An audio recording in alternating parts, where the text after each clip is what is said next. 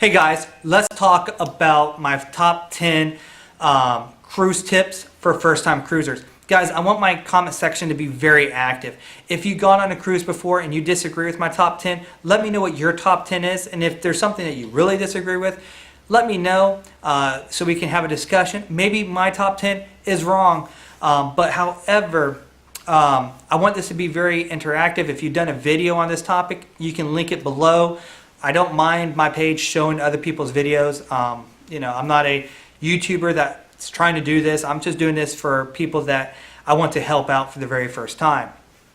Now, my number one tip is pick the port of calls. I know most people would disagree with that and tell you, no, you do not pick a cruise based off of the port of calls. You pick a cruise based off the ship you want to go on.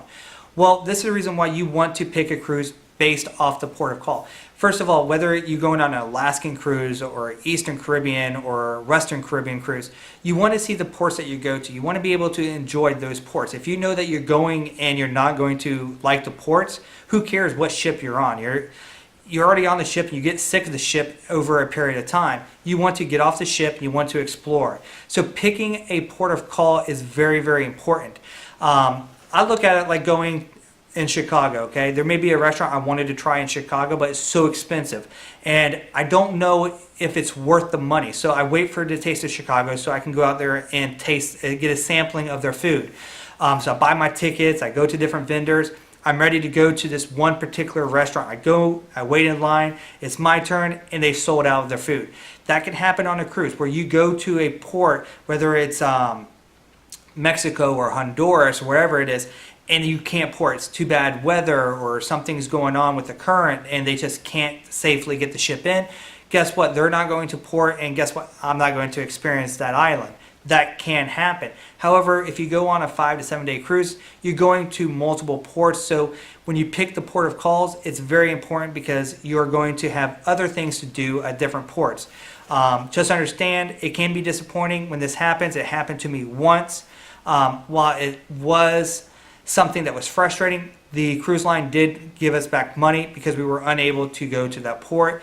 So you know what, at the end of it, we had a great vacation. Number two is pick the stateroom that's best for you and best for your financial budget. Personally, I love balconies. I think they are the best affordable thing you can do on a cruise. However, my wife doesn't care for it as much. Normally, we end up in an ocean view room. That's what we're doing again on the Royal Caribbean in May, is we got an ocean view. I really wanted a balcony, but she did not want to do it. It was an extra $200, $100 per person. She just doesn't feel that that's a financial thing for her that she wants to do because she doesn't enjoy it. So she doesn't really care for cruising. I love it. So it's a sacrifice that we both make. So we're going to go to the ocean view. Like I said, they're very small. It's about a third of my master bedroom, not including the bath. In these rooms, 200 square feet is pretty much your size, maybe 189 square feet, whatever it may be. But from really 189, 179 to 210 is kind of the average. It's very, very small. So you are crammed up in a room. So picking the right room is very crucial. If you're somebody that needs dark rooms to sleep at night, interior room may be the best for you. We like to look out at night and see, the stars or whatever. An ocean view room does give you that option. The higher you are up on the ship, the more clear the glass is. The lower you are on the ship, the more salt is actually covered the portholes, and you can't actually see out the windows. So just keep that in mind when picking the different rooms. Also, look at the ship floor layout. There could be the club below you, or there could be a really loud area right below you that's going to kind of get on your nerves. Pick areas that you can deal with the noise, whether it's the motor or the club. And if you really want a quiet area, ask the people that actually knows the ship, whether it's the cruise company themselves or an agent that's been on the ship or has recommended the ship for a lot of people, and they know the best areas of the ship to give you the best experience. Number three is plan your excursions. Okay, guys, it's very, very important that you make option A, B, and C. Option A could be something that you want to do in perfect weather. And guess what? It could be raining that day. that may not be the best option for you. So you can actually cancel and go with a different option, maybe option B. Maybe the option A gets canceled because of the weather, and now you have option B and C still available. Option D is just staying on a ship, just enjoy the ship for what it is. So if you guys go to a port, it's really figuring out what you want to do when you get there. Look at it. Do YouTube videos of it. Just really research everything, because it's your hard-earned money that's going into a vacation that's going to be an experience for you. Number 5, do you actually buy, number 4, do you actually buy the excursions on the ship, or do you buy them off the ship from a third party? There are benefits of buying it from a third party is it saves you a lot of money. You will actually be able to do more things on a cruise ship when you buy it from a third party. However, when you buy it through the cruise line, if it does get canceled, if something happens and you can't port, you will get back your money. I can't say that for sure with some third parties. Also, some individuals have paid for third-party excursions. They get off the ship, and guess what? Their tour guides never show up, or we're basically scammed out of their money. So understand that sometimes even when you get off the ship and they're advertising it, you pay somebody, and guess what? You may not have that same experience. So when you buy it through the cruise line, you're basically buying the security. We had that same issue happen in Belize. We were on a Range Rover excursion, one of the best ones we've ever done. One of the Range Rovers actually broke down. We were delayed for about an hour. The ship actually waited for us. We were the last ones on the ship. They waited an extra hour for us. We were supposed to be back, I think it was like 5:30. We didn't get back to 6:30, and they waited. It was something that they had to do. There were 30 of us on the excursion, so they waited for us. And then guess what? If they had to leave without us, we would have been able to get to the ship with no issue. They would have tended us over there. So it's nothing that's bad. It's just some stuff that happens. If this would have happened on a private tour, the ship would have left without you. I mean, they would have waited for X, Y, Z time, and then they would have left you. And then you could pay extra fees or whatever the ship decides to do. Whether they not let you off the ship until you get off of the final destination, which is your home port. So just keep that in mind when picking a excursion, if you do it with a ship or if you do it by a third party. Parking. Now, when you actually go to a cruise, now you've already done all these steps and you're excited and you're trying to think about parking now. When you park at the terminal, whether it's at Miami, Tampa, or Fort Lauderdale, or Port Canaveral, it's very expensive. Now, when I actually looked at the park and sale in Miami, there was a lot of bad negative reviews where people were urinating on their cars and stuff vandalized on their cars broken into. At that point, I didn't feel safe to leave my cars at the park and sale in Miami. We parked at the actual terminal. That was awesome because it's actually a parking garage and it's covered. Felt very safe there with the car, but we did pay extra money. When we go to Port Canaveral, we do a park and sale because it saves you over 50%. I think it's like almost 70% we save. The inconvenience is when you get there, you have to wait for them to actually take you. They do it in groups. So sometimes you wait maybe an hour at the location before you even get to the ship. And then, that's its own ordeal. And then you also have to wait for them to pick you up. It's kind of that inconvenience. But financially, do I want to pay $100 and something for parking at the port? Or do I want to pay $40 to $50 off the site and just, wait for the shuttle? So think about parking. Check the area that you're actually going to see what their park and sales are like. Look at the reviews of all the companies and make a decision that's going to best suit you and your family needs. Number 6 is enjoy the experience, guys. You're on vacation. Once you book the cruise, you should be researching it, getting excited about it. It's something that's coming up and you just want to enjoy it. So if it's summertime, guess what, guys? You may not want to wear, your nice shirts and nice pants on the ship. Maybe you want to just go like you're going on the beach, because guess what, guys? Your bags are getting checked into the ship. It's not there right away. It's going to go to your stateroom. You may not get your bag until 7 o'clock at night.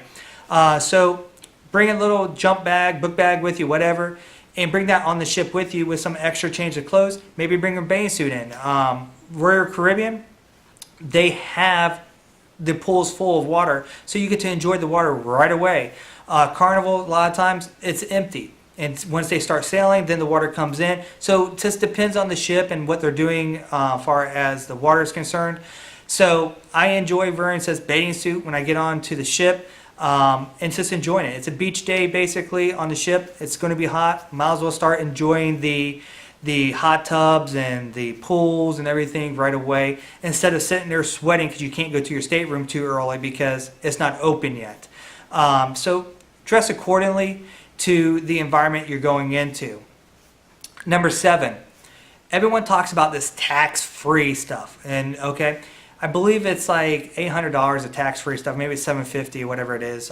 Somebody that sails constantly can tell us exactly how much it is. There is a limit. You see every single cruise, people buying a lot of liquor and they bring it back, and guess what? It goes over that limit, okay? Because you have to declare how much you actually bought when you come back to the United States. You pay taxes over a certain amount. So when they say tax-free and everything's tax-free, and you're buying stuff that you think are tax-free, well, great, you bought it tax-free there. When you come back to the United States, you will start paying taxes. So guys, don't think it's an unlimited tax-free stuff, because you only get a certain amount of dollars that's tax-free. When you come back, then they start taxing you a lot. And I think the same thing with the liquor. It's based off of ounces or something, so you can only get so much of liquor that's tax-free. Then you start paying taxes, and you will see people getting frustrated and yelling at people because they're getting charged a lot of money because they bought a lot of liquor, not knowing it's truly not considered tax-free when it comes back into the United States. So understand that. Number 8, Diamond International. Is it smart or not? Guys, Diamond International, this is something that every cruise line really promotes. And you know, there's Tanzanite International, which is part of Diamonds International. You can find some good bargains at these stores. However, it's like picking a car. Do you buy a car that has a dealership near you? Do you buy like a Ford or a Mercedes because there's a Ford or Mercedes in your area? Or do you go out and buy a McLaren where there's no McLaren for another 600 miles away from you? You know, who's going to service it? Something happens, there's a lot of issues. Well, that's the reason why you have to be careful when you buy from Diamonds International. They give you a warranty, different ways to get it serviced, but you're dealing with a company a lot of times that's not local. However, Diamond International is becoming more on the land here. So there's one, I think, in Key West, and I think there's one that's coming here to Tampa as well. So for us, it may not be a big deal, but for some other people, understand that when you buy it from a Diamonds International in the Bahamas, and there's a Diamonds International that you're going on another cruise in, I don't know, maybe Mexico, whatever, you know, it's different. And guess what? There's different prices. They negotiate different. You know, we bought stuff from them before, never had a bad experience, but just understand when you buy something like that, you're not being able to go down to your local store to get it serviced. If something's wrong and the diamond's coming out or whatever, just understand that stuff can change. But Diamond International is something that all the cruise lines really promote and try to get you in the store. And it's a very high sales pressure. It's up to each individual on what they do. Number 9, wait till the last day to buy anything from the ship. The ship will give you sales towards the end of the cruise. We actually went to a Tanzanite International because my wife loves Tanzanite rings. She does. That's what, on this cruise that we're going to make, she'll probably buy some more stuff that's Tanzanite. On the cruise, we actually got a better deal than we did in port with the Diamonds International. On the last couple of days of the cruise, they will try to give you a rush sale, and guess what, guys? You can get a good deal on the cruise ship. It can happen. The cruise ships are a little more pricier than a lot of the ports, but the last couple of days they will do a blitz sale, and that's where you get your bargains on the ship. Wait until the end of the cruise when you start seeing these blitzes, and you will see how much money you can actually save and feel like you really did get a good deal. Remember, you're still paying price more than the fair value for the object, but you're still getting a better deal than if you went to any other store to actually buy it at that point. Number 10, enjoy every second of the cruise. Guys, you're on this experience. It doesn't matter if it's Carnival or if it's Royal Caribbean or Norwegian. You're on a cruise. You're on vacation. Enjoy it. Don't worry about anything. Just have fun. And guys, thanks for watching this video. And if you have any comments, please make sure you leave them below.